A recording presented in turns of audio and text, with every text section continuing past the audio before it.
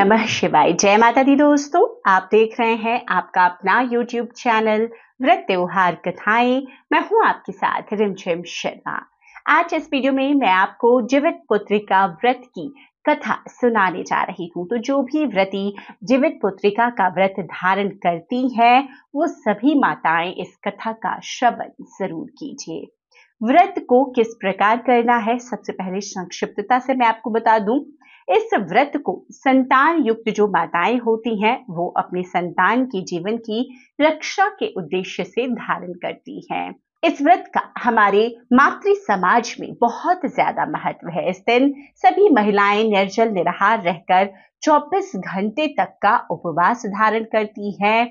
यह व्रत अश्विन मास के कृष्ण पक्ष की अष्टमी तिथि को पूरी अष्टमी तिथि में उपवास रखकर धारण किया जाता है। सप्तमी के दिन उड़द की दाल भिगोई जाती है, जिसमें कि कुछ लोग गेहूं भी मिलाते हैं, और अष्टमी के दिन प्रातः काल व्रती महिलाएं उनमें से कुछ दाने साबुत ही निगल लेती हैं। इसके बाद कुछ भी खाने का विधान नहीं है, ना ही कुछ पिया जाता है। तो इस दिन इस व्रत में उड़द के दाल और गेहूं के दान का भी बड़ा महत्व बताया गया है। अब मैं आपको दो कथाओं का वर्णन आता है जीवित पुत्रिका व्रत में। तो सबसे पहले मैं पहली कथा आपको सुनाती हूँ। जीमूत वाहन नामक राजा बड़े दयालु और धर्मात्मा थे। एक दिन वो पर्वत पर घूमने गए। उस पर्वत पर मलयवती नामक राजकन्या देव पूजन के लिए आई हुई थी। वहां एक दूसरे को देखते ही उनके हृदय में प्रेम हो गया। परस्पर प्रेम दर्शन का यह दृश्य राजकुमारी के भाई ने देखा था। देव पूजन के बाद राजकुमारी अपने भाई के साथ लौट आई। तत्पश्चात जीमूत वाहन जब पर्वत पर भ्रमण कर रहे थे तब उन्हें अचानक किसी के रोने की आवाज सुनाई दी। वे उस आवाज की ओर चल दिए। थोड़ी दूर जाकर उन्होंने देखा कि शंखचूड़ सांप की मां रो रही थी। उन्होंने उनके रोने का कारण पूछा तो ज्ञात हुआ कि उसका एकमात्र पुत्र आज गरुड़ के भोजन के लिए जाने वाला है। जीमूत वाहन का हृदय द्रवित हो गया।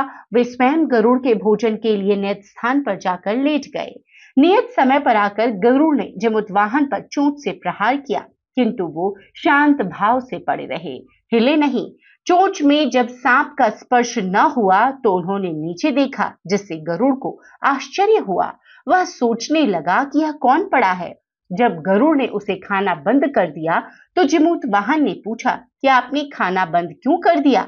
मेरी नसों में अब भी रक्त प्रवाहित हो रहा है, मेरे शरीर में मांस है, लगता है अभी आपकी भूख मिटी नहीं। गरुड़ जीमूत वाहन को पहचान कर पश्चाताप करने लगे। गरुड़ ने शांत भाव से सोचा कि यह तो दूसरे के लिए प्राण दे रहा है और एक मैं हूं कि प्रतिदिन अपनी भूख मिटाने के लिए दूसरों की प्राण लेता हूं। इस प्रकार अनुपात करते हुए गरुड़ ने अपने कलंकित रूप के दर्शन किए। गरुड़ ने अपने पापों का प्रायश्चित सा करके राजा से वर मांगने को कहा। राजा ने कहा, आज तक आपने जितने सांप मारे हैं उन सबको जीवित करके भविष्य में सांप न खाने की प्रतिज्ञा कीजिए। गरुड़ महाराज ने तथास्तु कहकर अपना धर्म निभाया। जब यह घटना घटी उसी समय राजकुमारी का पिता तथा भाई राजा जीमूत वाहन की खोज करते करते वहां पहुंचे। उन्होंने राजकन्या का विवाह उनसे कर दिया। उस दिन आश्विन मास की जन्माष्टमी थी। तो इस प्रकार प्रथम कथा द्वितीय व्रत से जुड़ी हुई है। द्वितीय कथा में महाभारत काल का वर्णन है।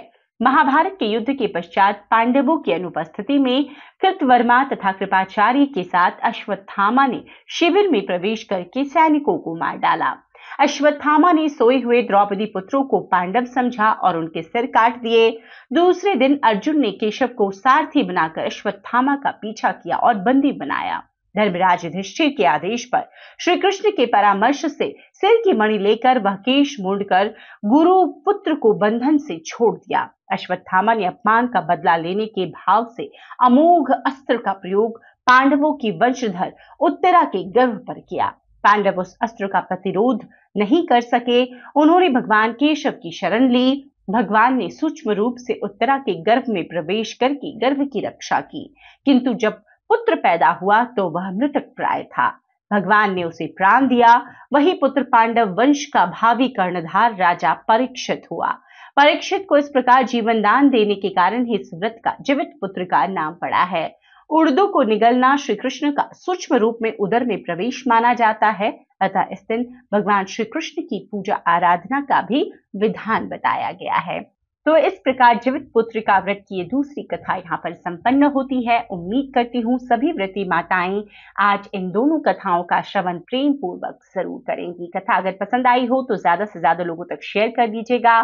चैनल पर पहली बार आए हैं, इस तरह की जानकारियां अच्छी लगती है तो चैनल को कृपया कर सब्सक्राइब भी जरूर कर ले, क्योंकि आने वाले समय में सभी व्रत त्योहारों की संपूर्णता से सभी जानकारियां आपको यहाँ पर प्राप्त होती रहेंगी। वीडियो देखने के लिए बहुत बहुत शुक्रिया। हर हर महादेव।